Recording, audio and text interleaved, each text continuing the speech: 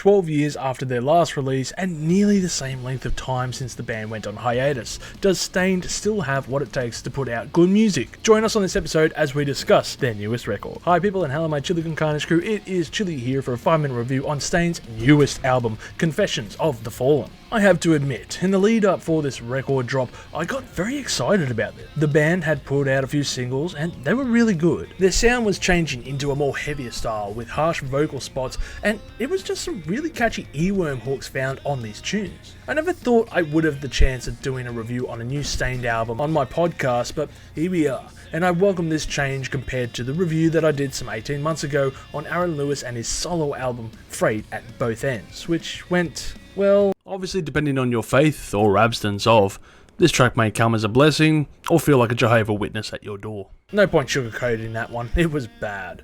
One of the things that I said in that review was that I didn't expect Aaron Lewis to return with Staind and write music again, but I can say it's good that they are back and have proved me wrong. My main catalyst for this argument was that Aaron Lewis himself had stated he didn't like playing music with the band as the lyrics were introspective of the dark times in his life, and he was sick of reliving these experiences night after night. In the lead up for this record, the band released 2 singles with an additional 2 songs before the album was put out into the world. These singles were Lowest in Me and Here and Now.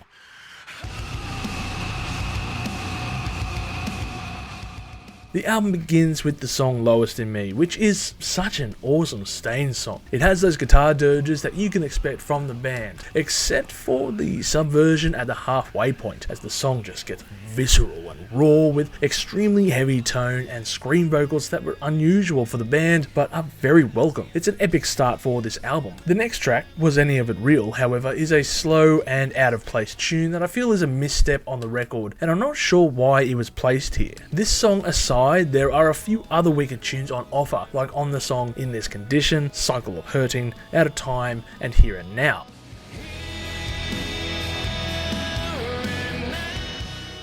With this release, the band have managed to live up to their older style of that radio-friendly kind of music, while simultaneously showing off a newer sound that is really quite heavy, adaptive to the times, and mind-blowing all at once. Earlier I asked if the band had what it took to still write good music, and the answer is a resounding yes. In fact, I would go as far to say as this might be Staind's best record that they have ever put out to date. While I sing its praise and of course applaud the band for this effort, it is not a perfect record by any means. As mentioned before, Was Any of It Real failed to live up to the expectations that were set up in the early part of the record, and tracks like Better Days sound like Aaron Lewis doing his solo country music with Staind as the backing band. As far as hidden gems go for the record, there really aren't too many, because they nailed it with all the singles, and most of the tracks outside of this aren't exactly spectacular, but they aren't horrendous either. The exceptions for this are, for example, the last 2 songs on this record, Hate Me Too and Confessions of the Fallen,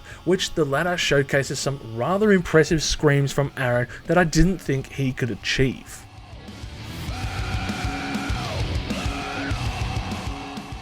I am reminded now of an interview Aaron gave not too long ago regarding Chester Bennington's death and the circumstances of living a hard life on the road, and how alienation turns people to do wild and crazy things. It's certainly a vast improvement from their early days, when they wrote songs with lyrics of woe is me instead of this record, which finds them focusing their anger on circumstances of events around their life and how they are only human, and they are their own worst enemy at times. This is most prominent, for example, on the song Cycle of Hurting, which discusses these issues while addressing his own flaws, and you can hear the emotion mirrored on here. I feel like this has to do with the interview that he gave in regards to Chester Bennington. I think the title of this track is also a nod to their most successful album, Break the Cycle, as if to say I have weathered the storm, but the problems and circumstances have changed, myself included.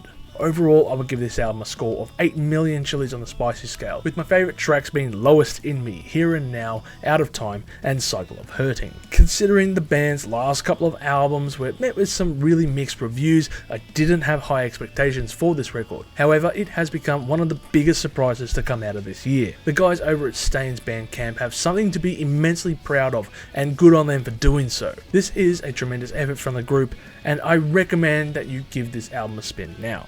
Thank you for checking out this episode of 5-Minute Reviews. Make sure to smash that like button, subscribe to us, and as always, you have a great day and stay spicy. Thank you for tuning in to this episode of Live Listen Erased. And if you have enjoyed this episode, make sure you share it with all your friends. Don't forget to subscribe to our Chili Con Carnage crew so you can get notified for all the future videos that we put out, as we put out videos every Friday. Also, we are on Discord, Facebook, Instagram, and Twitter over at Live Listen Erased, so make sure to tune in over there. And don't forget to like this video so that our manager can stay very happy.